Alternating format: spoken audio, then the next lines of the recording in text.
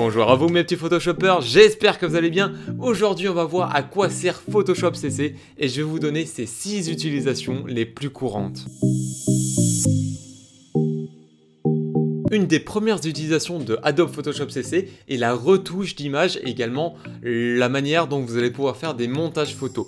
Bon, déjà pour la retouche d'image, vous allez pouvoir bouger pas mal de choses. Vous allez pouvoir bouger tout simplement la luminosité, le contraste, les niveaux de couleur. Vous allez pouvoir bouger extrêmement beaucoup de choses, créer vos propres filtres sur vos photos pour les rendre beaucoup plus jolies, pour corriger des potentiels défauts qui existeraient sur ces dernières.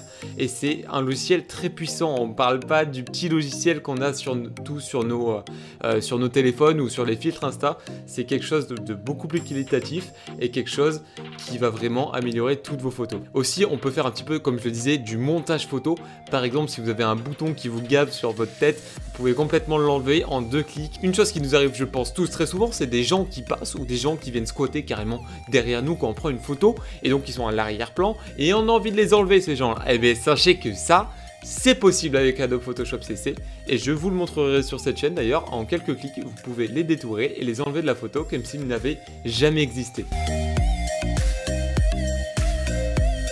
La deuxième utilisation que vous allez pouvoir faire de Photoshop, c'est de la création graphique.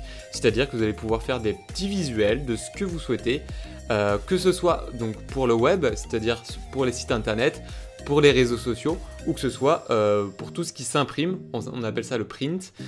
Donc si vous voulez faire des cartes de visite, si vous voulez faire des flyers, des enseignes, des affiches publicitaires, toutes sortes de choses. Ça, vous allez pouvoir le designer dans Photoshop et vous allez pouvoir le partager où vous le souhaitez.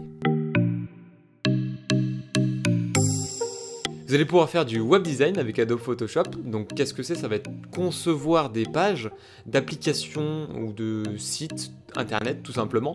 Mais je vous avoue que c'est pas le logiciel phare, on va dire, pour faire ce genre de mission. On va plutôt parler d'Adobe XD ou de Figma à l'heure d'aujourd'hui. Mais en tout cas, ça reste quelque chose qui peut être fait. Une chose qui est aussi incroyable sur Photoshop, bon quand on le maîtrise bien sûr parce que ça c'est un petit peu moins accessible on va dire quand on est débutant, ça va être le fait de pouvoir dessiner à la tablette graphique et là vous allez véritablement pouvoir faire des œuvres graphiques et c'est vraiment, on peut faire vraiment un maximum de choses. Vous avez différents pinceaux, outils qui vont vous permettre de faire des dessins d'une qualité incroyable. J'en profite pour vous dire que toutes les notions que je suis en train d'aborder avec vous aujourd'hui, ce sera des notions qui seront abordées sur cette chaîne. Donc au fil du temps, si vous avez des choses que vous souhaitez apprendre en priorité, n'hésitez pas, l'espace commentaire est fait pour ça. Et puis n'hésitez pas à vous abonner pour ne rien manquer et à laisser un petit pouce bleu pour me motiver, ça fait extrêmement plaisir. Sur Adobe Photoshop, vous allez également pouvoir optimiser des images. Je prends l'exemple d'une photo. Des fois, quand on prend des photos avec des appareils photo ou avec des téléphones qui ont une grande résolution, le poids de la photo est un peu lourd. Des fois, ça peut aller de 10 MO à 30 MO, ce qui est assez lourd. Et ça peut être compliqué quand on veut le stocker ou quand même on veut l'utiliser sur un site web, par exemple. Alors, Adobe Photoshop va pouvoir compresser en quelque sorte l'image, réduire sa taille, tout en gardant la qualité pour que vous puissiez l'utiliser et le stocker de manière plus légère.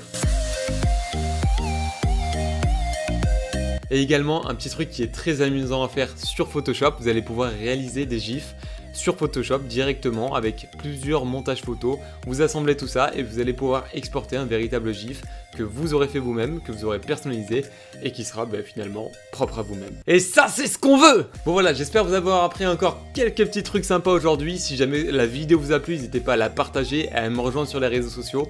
Et moi, je vous souhaite une très bonne soirée et à très bientôt pour une nouvelle vidéo. Allez, ciao!